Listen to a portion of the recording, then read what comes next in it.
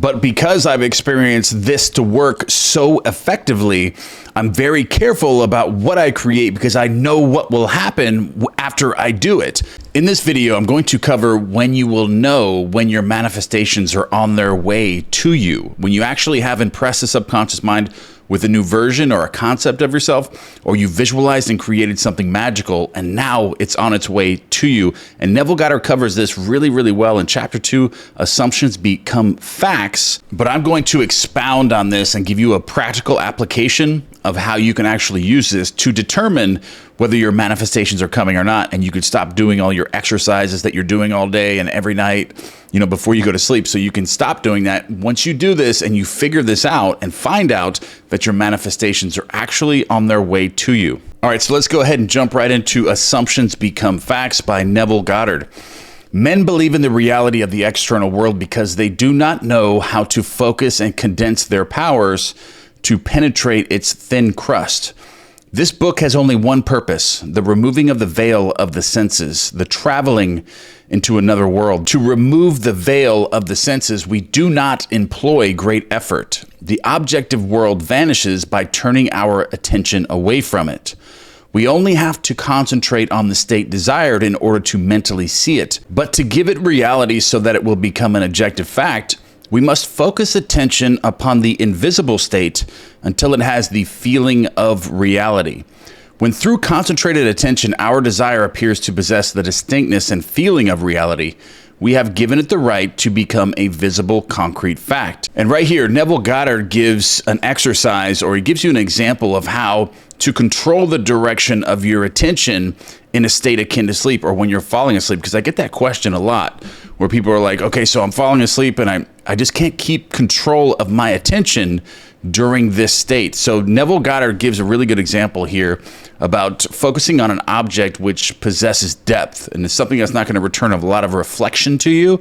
So he gets into it right here. So if it is difficult to control the direction of your attention while in a state akin to sleep, you may find gazing fixedly into an object very helpful. Do not look at its surface, but into and beyond any plain object, such as a wall, carpet, or any other object which possesses depth. So you're looking at an object that possesses depth, and you're actually seeing through it. You're not seeing its surface, and you're going into like a trance state while retaining full concentration and full focus and creating your new imaginary act within this state. So you're going to stay awake, but you're going into this trance-like state and focusing on an object which possesses depth, and you're seeing through it. So arrange it to return as little reflection as possible. Imagine then that in this depth, in this trance that you're in, you are seeing and hearing what you want to see and hear until your attention is exclusively occupied by the imagined state. So at the end of your meditation, when you wake from your controlled waking dream, it's controlled now. See, he says controlled waking dream. It's not an uncontrolled daydream where you just let your mind do whatever it wants. You're actually taking intentional control of this imaginary act. And at the end of your meditation, when you awake from your controlled waking dream, you feel as though you had returned from a great distance. So this is going to happen. And when this happens, you know that you have shock time sense, like you have activated the positron, which we've talked about so many times. And when you activate this positron, you're going to get there. You are absolutely going to go to that event that you have created in your imagination, that real. So the visible world, which you had shut out, returns to consciousness, and by its very presence informs you that you have been self-deceived into believing that the object of your contemplation was real. But I highlighted this part right here, so this is very important. After you have this experience where you actually go into this trance and you create this imaginal act in your mind, so real that when you come back, you're actually shocked because you were just self-deceived into believing in a world that appeared to be just as real as this world. But when you come back, you're like, okay, so that wasn't real, but right here.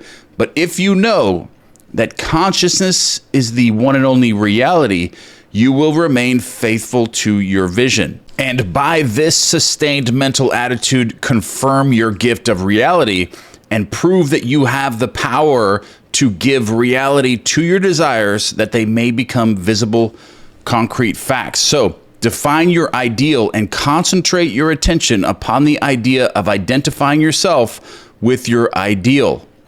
Assume the feeling of being it, the feeling that would be yours were you already in the embodiment of your ideal. And there's other ways to do this as well by finding this. So he's saying concentrate your attention, find your ideal. And a good way to do this, to find this feeling state, is to ask yourself questions. I find when I ask myself questions, I manifest this way just by creating that feeling state.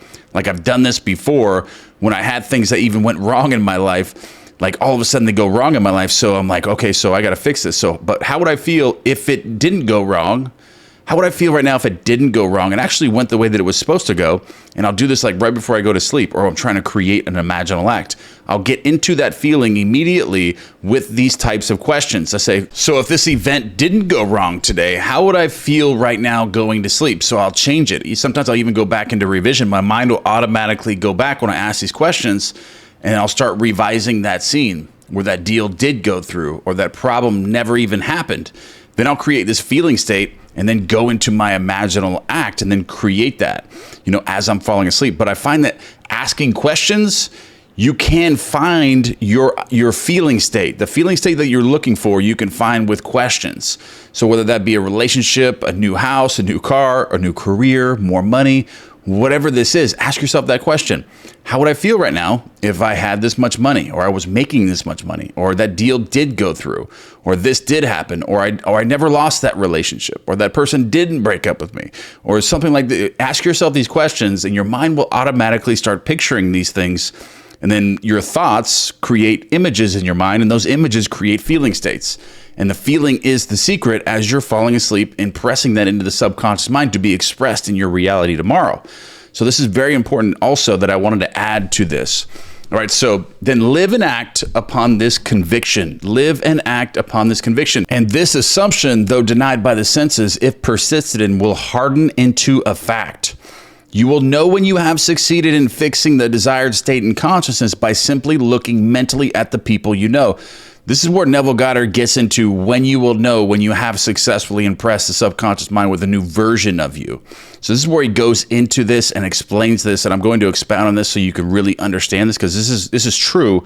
I've actually done this technique, and I found that I was in the proper conception of myself based on my inner dialogues, and simply mentally looking at the people that I know and conversations that I'm having ahead of time about these people. So in dialogues with yourself, you will be less inhibited and more sincere than in actual conversations with others. Therefore, the opportunity for self-analysis arises when you are surprised by your mental conversations with others. So you'll notice this by going into a meditation. So go into a meditation. If you've been practicing something, you've been in a relationship with this person, in your imagination, you're persisting in it, you've fallen asleep with it so many nights. Now you can go into meditation and picture this person and notice the thoughts that you're having. Notice if your mind is programmed as if you are broken up or you're back together. You'll start to see the patterns with your mind automatically. Where are your thoughts going automatically when you're not consciously controlling them? So this is what happens when you have successfully impressed the subconscious mind. Your inner dialogue is now tricked, or it's changed to believe that you're now back in this relationship, or you have this career, or you have these new things, or whatever you're desiring, you're imagining that you have. So your inner dialogue is now going to be programmed with having the thing. So it's going to be leading you and picturing things ahead of it. And if it's a relationship, for example, if it's a relationship that you've imagined that you're now back together with this person, or you're with this specific person, your mind will automatically be picturing things that you're going to be doing together in a relationship. Now you are in a relationship. Instead of focused on this person being at a distance from you and you're having these negative thoughts coming into your mind, you'll notice the difference between the two. And this works with everything, like your career, with your job, whatever you're trying to create as a desire already being completed. So whatever that is that you're working on, you can go into this meditation and just observe your thoughts. Don't try to control them. Just see where your inner dialogue is going. See what you're automatically picturing, and start taking conscious control of that and seeing that and monitoring it without actually controlling it. Because once you build up the momentum and you've actually persisted in this feeling state and impressed the subconscious mind with this new feeling state, your inner dialogue is now going to be changed, and it's going to be leading ahead of events. Those events are going to be ahead of it. So it's going to be imagining things that you're going to be doing together, or it's whatever you have desired. It's going to be leading ahead of that. And you're going to start seeing your inner dialogue headed that way, being more positive. All of these things are going to start happening with your inner dialogue. So this is the best way to determine whether you have impressed the subconscious mind or not. Like, you can actually just stop doing that and just allow this thing now to come to you. And another way to determine this without actually going into a meditation, you can actually just observe your actual actions in the 3D world. If you look back before you started and notice your personality, the way that it was, to say if you were lazy or you weren't outgoing, and all of a sudden now you're motivated, you're working harder, you're having these new ideas, you're going out of your way, you're networking, you're doing these other things like all the time. For example, if I were to desire getting 1 million subscribers on my YouTube channel before the end of the year, I would notice these things. I would notice whether I have impressed the subconscious mind with this or not, because I would be working night and day. I would be creating new content. I would be going out of my way. I'd be going on podcasts. I'd be doing this. I'd be doing that. I would be probably ending a lot of relationships that I have in my life, just dedicating all of my time to the channel, everything about it. I would be dedicating my sole purpose would be getting to that level, and doors would start opening. I'd be noticing all these things happening. If I were to impress the subconscious, if I were to desire getting that, I would absolutely get it. But because I've experienced this to work so effectively, I'm very careful about what I create, because I know what will happen after I do it. Like, I could visualize that and I would absolutely get it, but I know what comes with that. I may have relationships right now that I really, really like, and I know my personality would change, and I would end those relationships. I would stop spending time with family. I would start shutting everything down and focusing on this main purpose. So be careful what you wish for, because you will absolutely get it if you do this correctly. If you learn how to visualize, if you know how to create a feeling state and impress that and persist in it until it hardens into a fact, you will absolutely get it. So be very careful what you wish for, because you will get it. But this is another telltale sign that you have impressed the subconscious mind. You can just observe that with your actions in the 3D world. Like, if I were to visualize that, I would know that I've landed it. I know that I wouldn't have to visualize it anymore, because I'm growing at such a high level. I've shut everyone out of my life, and now I'm focused on this one thing. So that's a very good example of how you will know if you've impressed the subconscious mind with actually the attainment and changing your concept of yourself and magical things happening in your life. And here's where Neville Goddard actually gives an example of using your imagination in a specific way to impress the subconscious mind with a new version of yourself. So in your meditation, allow others to see you as they would see you were this new concept of self a concrete fact. So in your imagination, when you're creating your imaginal act, your friends and family are now seeing the new version of you. So who is this new version of you, and how would they be reacting to you? How would they be seeing you with this new concept of yourself? And this is actually based off Neville Goddard's VIP exercise that I created on the channel, that where my grandfather actually learned this from Neville Goddard himself. He goes over this. Other people congratulating you, other people seeing you as this new person. This is a very, very effective and powerful way to impress the subconscious mind. So, because you always seem to others an embodiment of the ideal you inspire. So therefore, in meditation, when you contemplate others, you must be seen by them mentally as you would be seen by them physically, were your concept of self an objective fact. That is, in meditation, you imagine that they see you expressing that which you desire to be, so they're congratulating you on your good fortune.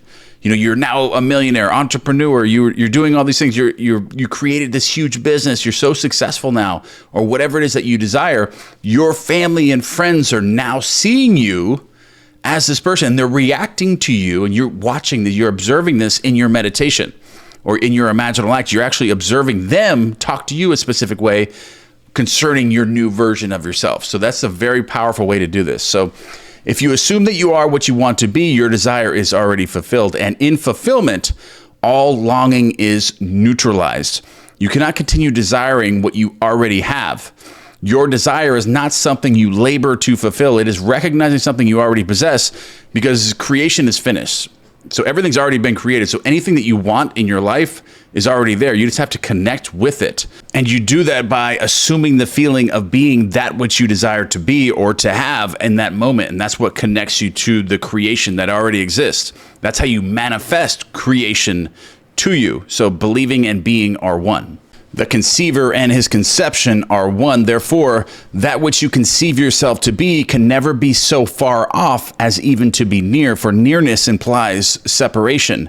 If thou canst believe, all things are possible to him that believeth. Mark 9:23. Being is the substance of things hoped for, the evidence of things not yet seen. Hebrews 11:1. If you assume that you are what you want to be, then you will see others as they are related to your assumption. So this is where your inner dialogue is going to be going. If you assume that you are what you want to be, and you've impressed the subconscious mind with that, then automatically in your imagination, in your inner dialogue, you are going to see others as they are related to your assumption. So you're going to automatically be seeing them looking at you differently and congratulating you and looking up to you now and giving you respect now, giving you all these things because now you've earned that within your concept of yourself, and now you're super successful and they're seeing you this way. So, but if, however, it is the good of others that you desire, then in meditation you must represent them to yourself as already being that which you desire them to be. So you can create good things of others this way by imagining this in the opposite. If it is good of others that you desire, then in meditation you must represent them to yourself as already being in that state of them being successful. So it is through desire that you rise above your present sphere, and the road from longing to fulfillment is shortened as you experience in imagination what you would experience in the flesh, were you already the embodiment of the ideal you desire to be. I have stated that man has at every moment of time the choice before him which of several futures he will encounter.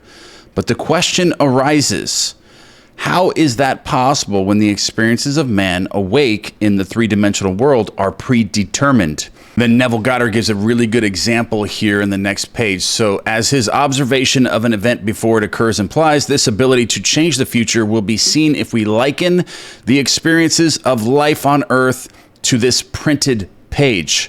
Man experiences events on earth singly and successively in the same way that you are now experiencing the words of this page. Imagine that every word on this page represents a single sensory impression. To get the context to understanding my meaning, you focus your vision on the word in the upper left-hand corner and then move your focus across the page from left to right, letting it fall on the words singly and successively. By the time your eyes reach the last word on this page, you have extracted my meaning. Suppose, however, on looking at the page with all the printed words thereon equally present, you decided to rearrange them. You could, by rearranging them, tell an entirely different story. In fact, you could tell many different stories. So this is the way things can happen in your world by changing. So everything is predetermined, yes, but they can be changed just like the parallel realities. There's an infinite amount of simultaneous worlds, and they could be changed to anything, just like he expresses with the words on this page. Yes, you're reading them from left to right and then extracting the meaning by doing that from top to bottom, left to right. But you can extract a different world. You can create a different world by imagining something completely different, that you're a completely different person now, or imagining that you have something that you don't actually have, but you persist in that until it actually happens. When you do that, you're telling a different story, and you're changing these simultaneous worlds. You're shifting to another parallel reality, just like what he explained here with rearranging the words on the paper. You can tell an entirely different story. In fact, you can tell many different stories, just like there's an infinite amount of parallel realities. That's what he's explaining here, and I really, really like that example. So a dream is no more than an uncontrolled four-dimensional thinking, or the rearrangement of both past and future sensory impressions. So they're all mixed up. So that's what a dream is. A dream is in the fourth dimension. It doesn't exist in the three-dimensional world. So it's just a rearrangement of both past and future sensory impressions. So Man seldom dreams of events in the order in which he will experience them when awake. He usually dreams of two or more events when they are separated in time, fused into a single sensory impression, or in his dream, he so completely rearranges his single waking sensory impressions that he does not recognize them when he encounters them in the waking state. For example, I dreamed that I delivered a package to the restaurant in my apartment building. The hostess said to me, "You can't leave that there," whereupon the elevator operator gave me a few letters. As I thanked him for them, he in turn thanked me. At this point, the night elevator operator appeared and waved a greeting to me. The following day, as I left my apartment, I picked up a few letters which had been placed at my door. On my way down, I gave the day elevator operator a tip and thanked him for taking care of my mail, whereupon he thanked me for the tip. On my return home that day, I overheard a doorman say to a delivery man, "You can't leave that there." As I was out and about to take the elevator up to my apartment, I was attracted by a familiar face in the restaurant. And as I looked in, the hostess greeted me with a smile. Late that night, I escorted my dinner guests to the elevator, and as I said goodbye to them, the night operator waved goodnight to me.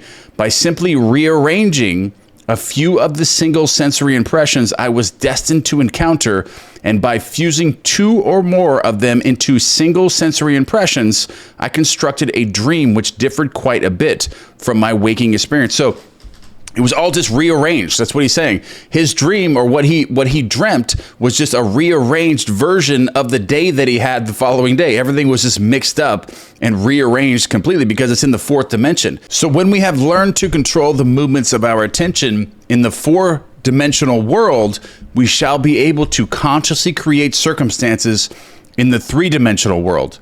So we learn this control through the waking dream, where our attention can be maintained without effort. For attention minus effort is indispensable to changing the future.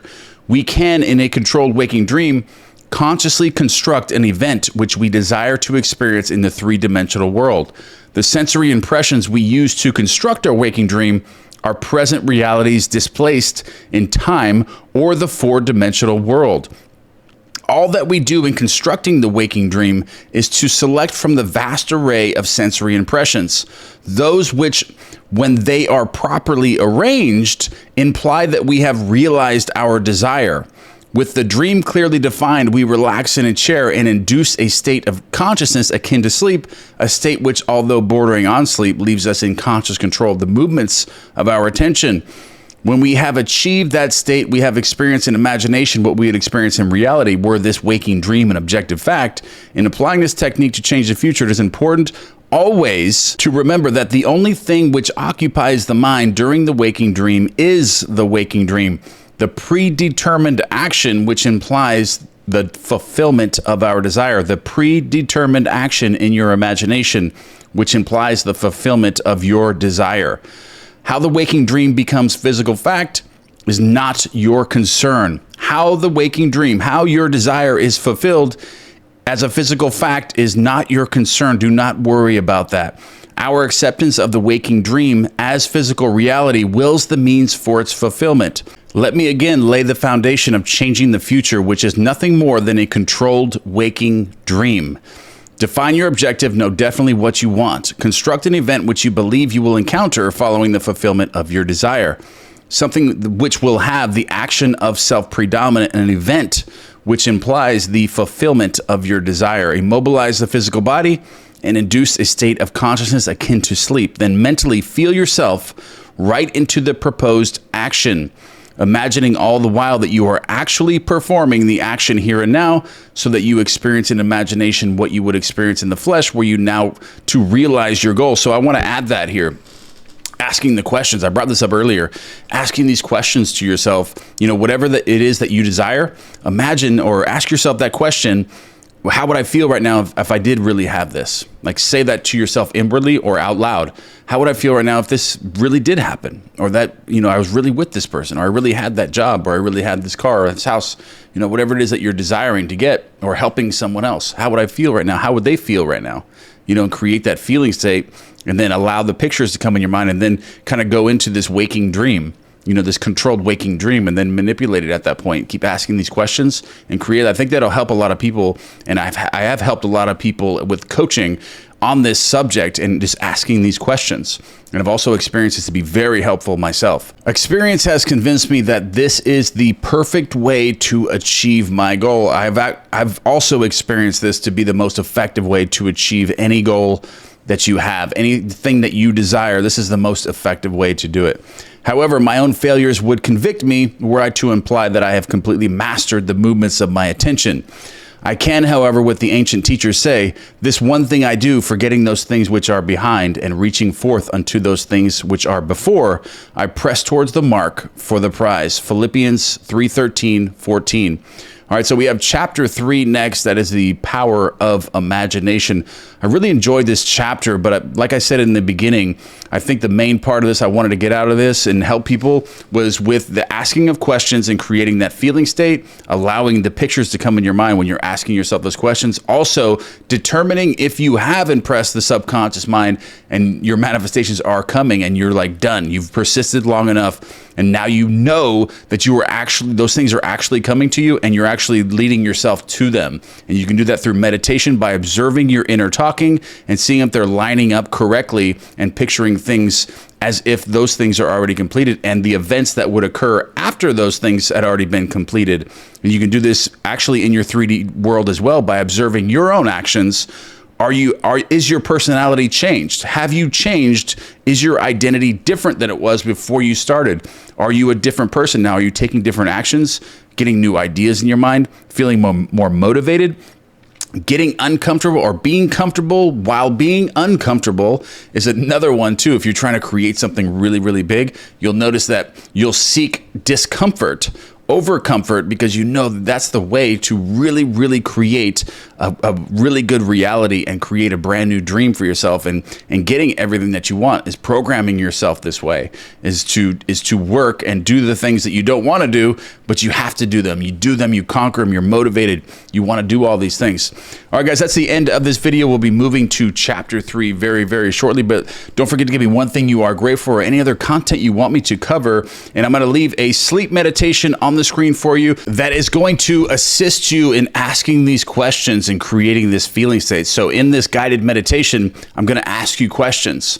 I'm going to ask you these questions and I'm going to bring these feeling states up with you as you're drifting to sleep, asking, how would you feel right now? How would I feel right now if I already had my desire? How would I feel? Creating these visual scenes, and I'm going to guide you through that. So I'm going to put that on the screen. So click on that. Use that every single night for 21 nights, or until you have found that you have impressed the subconscious mind, that you no longer need to do it. Unless you just enjoy doing it, then just continue to use them over and over and over again. If they really help you sleep, a lot of times the delta waves and the theta waves, I use them, a lot, and they really, really assist me in my sleep. All right, guys, I love you, and I'll see you in the next one. The only God is your own wonderful human imagination.